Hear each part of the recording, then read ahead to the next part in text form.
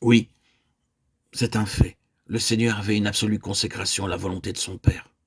Et cela a été établi durant les 30 années dans l'aspect commun et ordinaire de la vie. Je pense que c'est une chose énorme, énorme. Pourquoi y a-t-il 30 années dans le silence et le secret? Nous avons si peu de lumière sur cette période. Pourquoi? Simplement, pour cette même raison. Si vous désirez l'explication, retournez à l'Ancien Testament. Vous vous souvenez que les Lévites commençaient leur service à l'âge de 30 ans.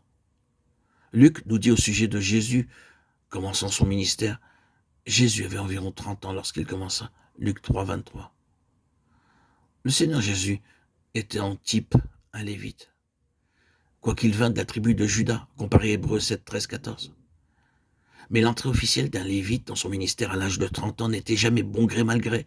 Il y avait une histoire à l'arrière-plan, l'histoire du Lévite, la vie du Lévite, la conduite du Lévite se trouvait à l'arrière-plan. Eh bien, que nous n'ayons rien qui nous rende ceci tout à fait clair, peut-être parce qu'il n'y eut jamais d'occasion pour cela. J'ose dire que si quelques jeunes hommes de la tribu de Lévi, dans cette ancienne dispensation, avaient vécu une vie dissolue, ils ne seraient jamais devenus un Lévite qui officie en atteignant l'âge de 30 ans. Non, le sceau devait être apposé sur ces 30 années, à savoir que l'homme avait marché devant Dieu. Et le même principe fut amené à prendre effet dans la vie de Jésus. Dieu le resta, l'éprouva dans les aspects ordinaires de la vie. Cela doit être très sérieusement considéré par nous comme principe de l'approbation de Dieu. Vous pouvez aspirer à entrer dans le ministère.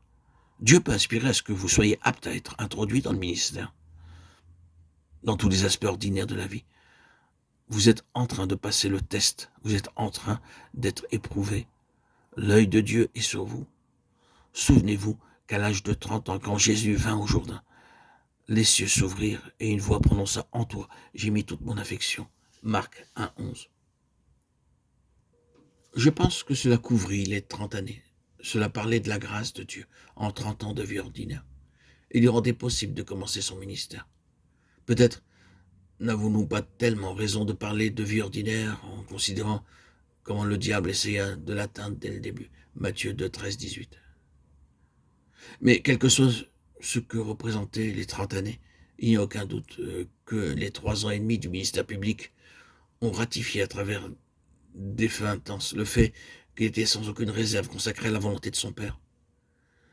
Ces 3 ans et demi furent une période de feu les plus intenses pour le faire dévier légèrement de l'accomplissement de la volonté de son Père, par la considération personnelle, celle du moi, par tout appât des royaumes de ce monde et de leur gloire, et par toute menace de l'ignominie de la croix. Satan cherchait à produire cette déviation à l'égard de la volonté de Dieu. Jésus combattit cela jusqu'à la fin.